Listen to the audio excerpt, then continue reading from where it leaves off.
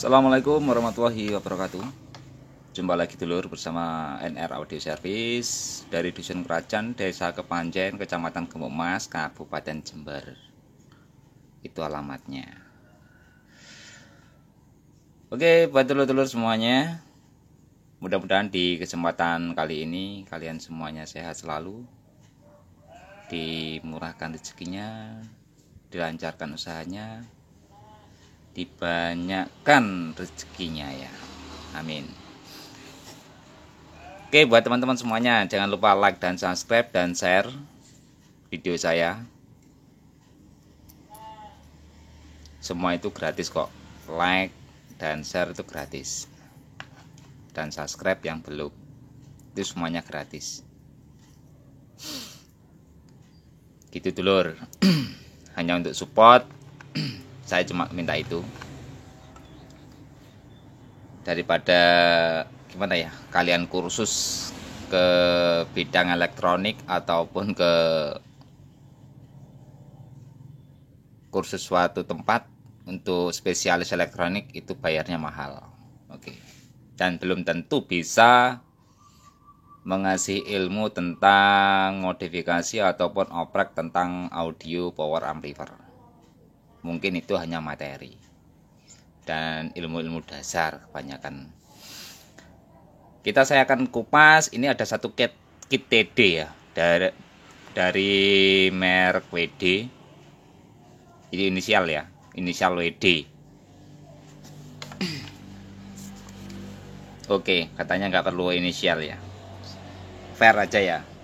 Ini kitnya dari Power Wisdom yang tipenya 10.000 atau berapa itu, kodenya lupa. Cuma ini dikirim kitnya saja dulur, untuk diservis ke sini. Jadi kita review sebelum saya kirim ke orangnya. Bukan sok pamer atau gimana ya dulur, memang ya harus seperti ini karena kita itu melayani servis online, servis kirim paket ya. Jadi harus direview dulu. Tanpa direview ya hoak gitu loh.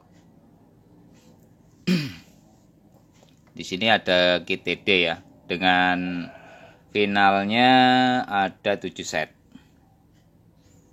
7 set final ya. Kita hitung R kapurnya saja.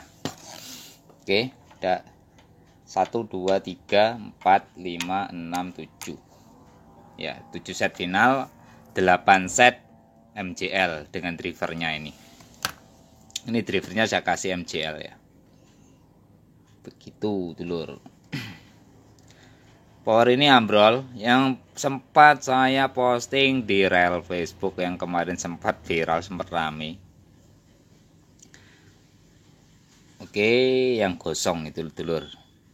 Memang ini agak lama tidak dikerjain soalnya agak sibuk ngejob ya. Job sound, jadi ya tidak bisa kerjain, dan antriannya juga lumayan. Ya agak lambat. Mohon maaf ya kepada mas yang punya ini. Ini kiriman dari Riau ya. Dari Riau. Jadi sebelum saya packing kembali, saya kirim balik, saya akan review dulu apa saja yang saya ganti, dan apa saja yang saya modif, dan apa saja yang saya tambahkan biar lebih optimal. Saya akan mereview gitu. Biar tidak ada dusta ya. Yang jelas beda lor dengan bawaan pabrik itu ya.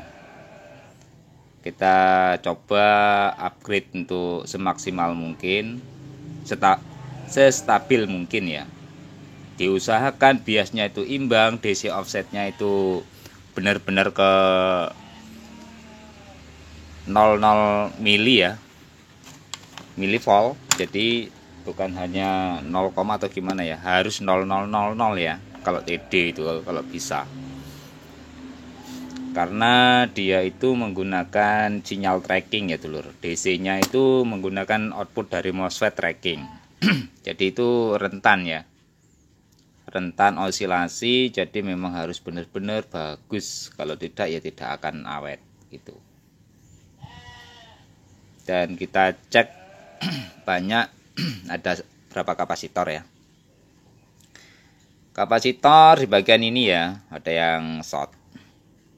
Ya itu ya saya nggak akan menyalahkan siapa-siapa sih. Cuma saya tes itu yang saya heran, kan pernah rusak kok tidak diganti gitu loh, sampai airnya yang putus, jadi memang nggak kebakar telur air ini. Oke, sebentar saya zoom ya.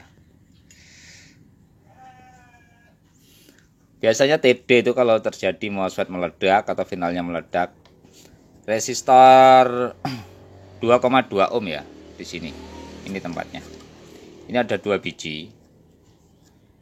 Ini tidak gosong, tidak apa ya lur, mati, putus ya.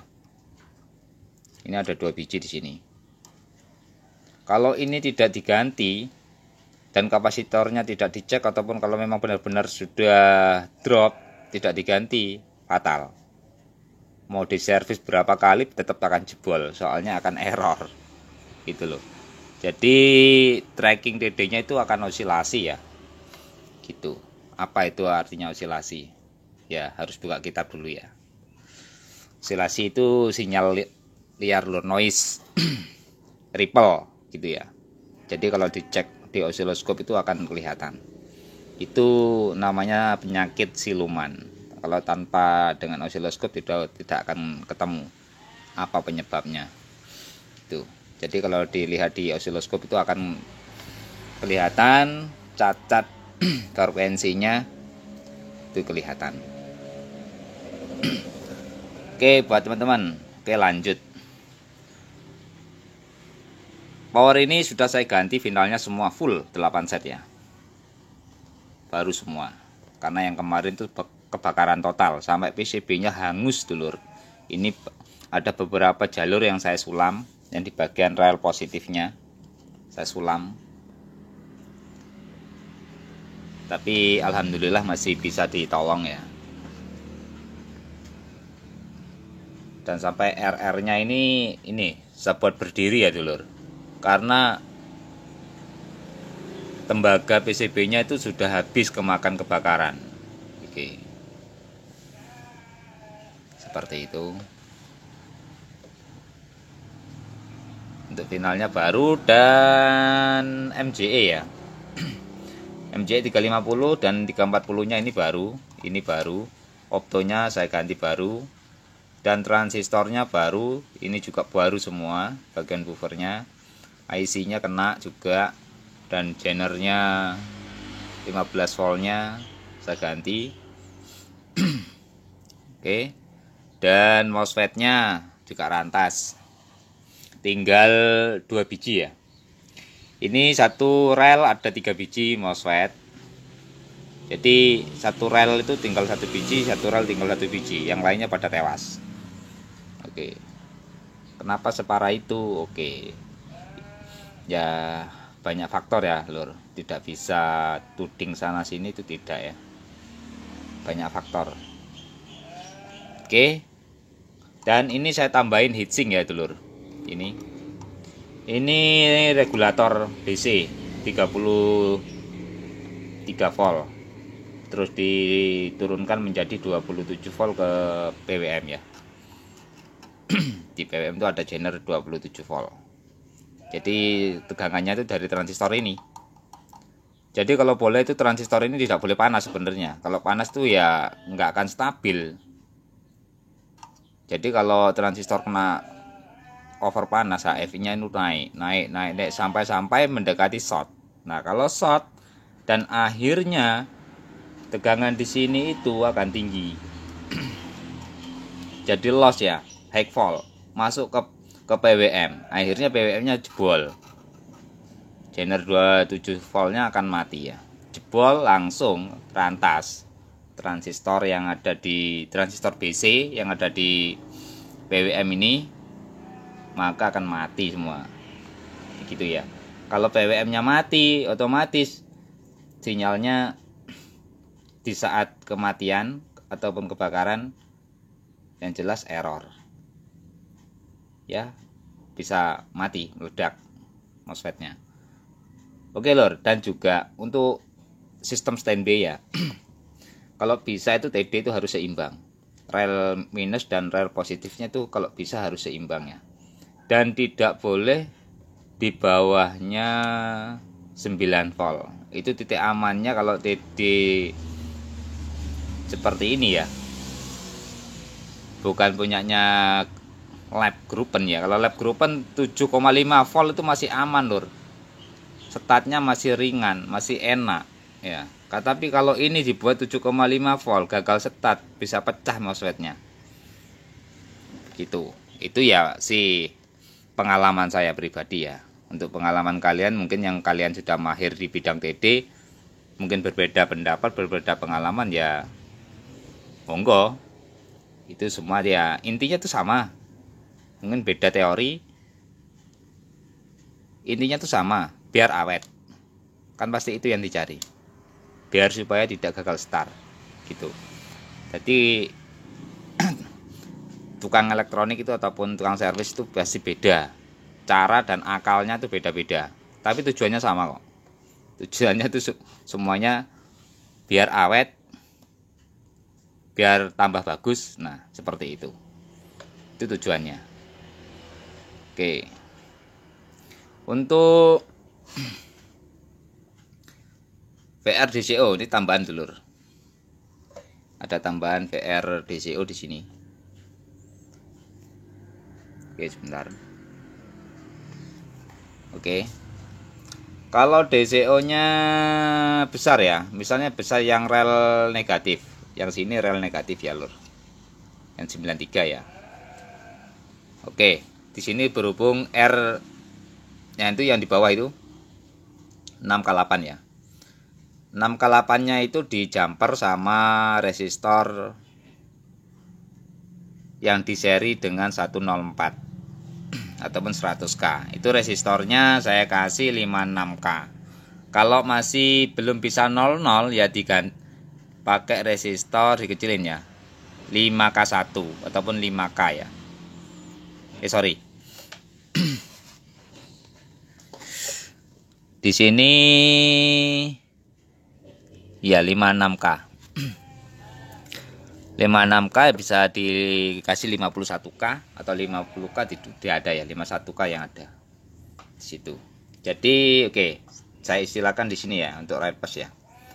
Antara kaki ini dan kaki ini di jumper sama resistor yang sudah di seri sama VR ya atau trimpot buat ngecilin DC offset.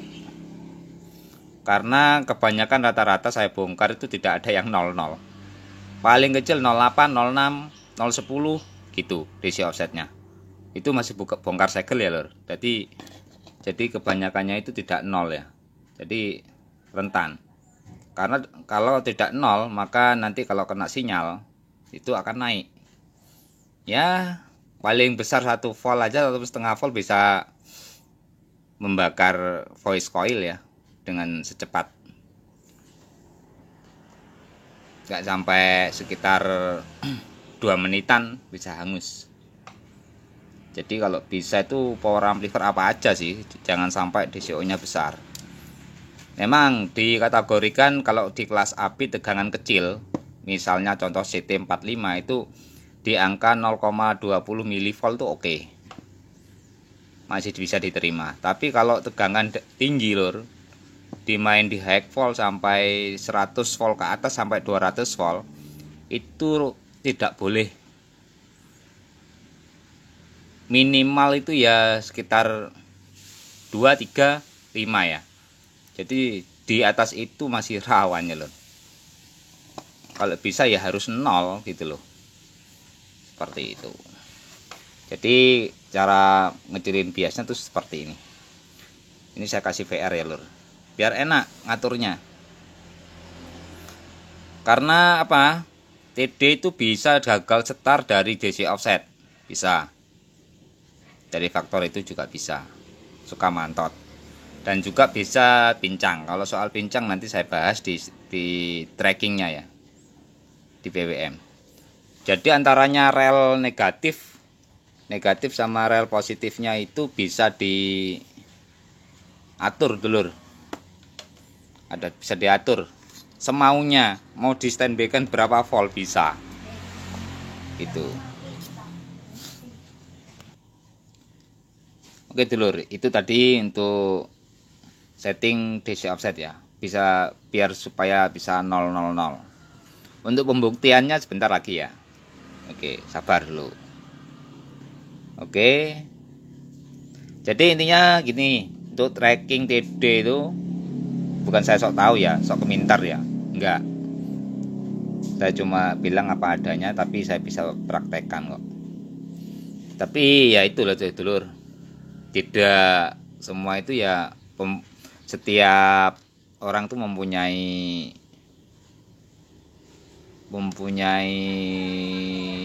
teori hal pribadi ya. Itu penemuan itu ya sangat jarang banyak orang tahu ya dulur. Karena kebanyakan orang tuh hanya copy paste, mal prakteknya tuh copy paste. Jadi tidak mau cari tahu sendiri, tidak mau mikir sendiri ya. Kebanyakan gitu. Karena apa saya ngomong kayak gini? Karena saya juga pernah kayak gitu. Kalau sudah pikirannya buntu, sudah dikejar-kejar sama yang punya, ya terpaksa saya nanya ke teman gitu yo. Paksa. Kalau selagi kita masih berpikir saya nggak akan nanya. Tapi kalau sudah kadang kita pikirannya stres, terlalu banyak yang dikerjain, dan servisan belum banyak yang belum kelar, jadi ya itu mau nggak mau kita ambil instan. Ya mungkin aja ada yang teman-teman yang bantu ngasih solusi yang terbaik bisa memecahkan masalah itu. Jadi instan, cari yang instan, tapi ya jangan selalu kayak gitu ya, nggak boleh. Jadi kalau bisa itu punya inisiatif sendiri, pemikiran sendiri, berpikir sendiri, biar tahu menemui cara-cara baru ya, ataupun ilmu baru. Tanpa kita praktek, tanpa kita berpikir sendiri, itu tidak akan tahu ya. Gitu dulur.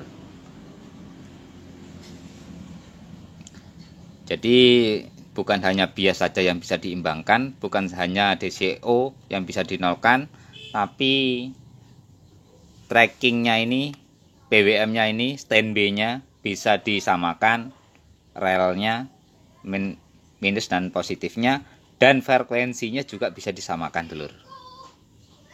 Tapi untuk tracking ini emang agak susah ya dulur ya. Nanti lah di lain waktu nanti saya akan bahas kalau tentang frekuensi ya. Tapi ini sudah saya suntik kok, banyak yang saya suntik biar agak sama ya. Tapi itu memang panjang nanti ya, panjang lebar. Tapi kalau disingkat-singkat nantinya kan nggak enak, dikira hoax. Tapi itu fakta. Kita bisa menyamakan frekuensi, biar apa? Biar kerjanya rel minus dan positif itu tetap stabil gitu loh. Nah, tapi kalau bawa-bawaan ya, saya tidak menjelekkan produknya siapa. Itu kebanyakan rata-rata emang ya nggak sinkron gitu loh. Memang tidak sinkron.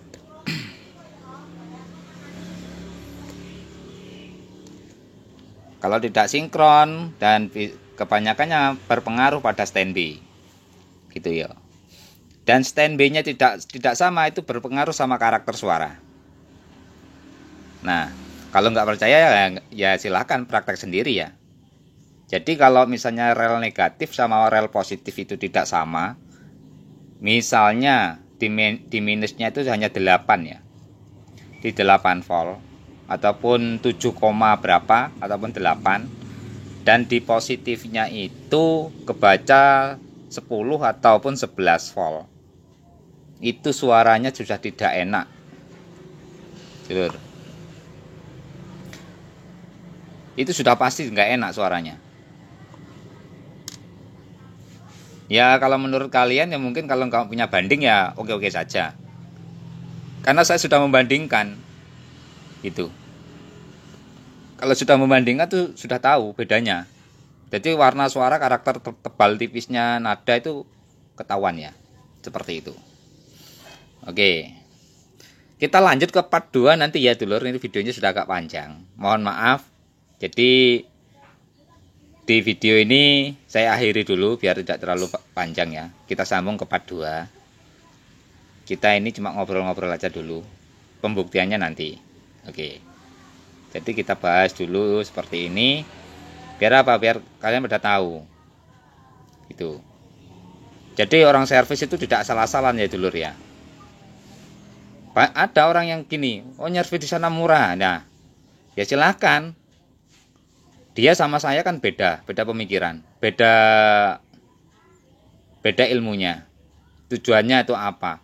Kalau cuma orang servis hanya ketemu yang mati, komponen yang mati terus diganti, asal hidup, nggak usah ke tukang bengkel profesional dulur. Anak saya sudah mahir kalau soal itu. Jadi tanpa dites, tanpa dicek ukur-ukur sana sini, stabil atau enggaknya tidak mau tahu. Yang penting sudah kerja, sudah bunyi, sudah dipakai 1 lagu sampai 3 lagu meledak powernya. Itu banyak terjadi seperti itu. Ya bukannya saya merendahkan atau meremehkannya, tidak, itu faktanya seperti itu. Karena apa dulur? Karena barang yang masuk ke bengkel saya itu mayoritas gagal servis. Jadi 99% itu yang masuk ke sini itu semuanya gagal servis. Bekas servisan orang semua. Yang enggak jadi. Jadi dilempar ke sini. Jadi kadang nyerah, diserahin ke ownernya terus cari informasi ke YouTube ataupun ke Google, ketemu channel saya ataupun ketemu dengan blogspot saya, ketemu dengan Facebook saya. Akhirnya minta nomor telepon, WA, minta alamat, terus dikirim ke sini. Jadi logikanya seperti itu. Kenapa saya bisa ngomong kayak gitu? Ya faktanya seperti itu memang. Itu loh. Jadi banyak servis itu banyak. Cuma ya itu. Cek cuma apa yang mati itu cuma itu yang diganti. Itu tidak dicek frekuensinya gimana, DC offsetnya gimana, kalau kena sinyal itu biasnya gimana, loncat-loncat apa tidak, itu tidak dicek. Makanya jadi kadang satu kit TD ini saya ngerjain kalau misalnya kebakaran gitu ya, nggak selesai 1 minggu dulur. Kebayang nggak? Itulah susahnya servis. Mending kita merakit baru, pasang komponen baru itu lebih cepat. Kalau pasang komponen baru mungkin saya nggak nyampe 1 hari kelar, sudah bisa bunyi. Itu kalau merakit baru, mulai dari nol. Tapi kalau servis agak susah, soalnya tidak bisa asal-asalan memvonis komponen. Memang harus dicek satu persatu. Jangan sampai kelewatan. Kalau sampai kelewatan ya fatal. Oke, saya akhiri dulu videonya. Wassalamualaikum warahmatullahi wabarakatuh. Jumpa lagi ke part 2.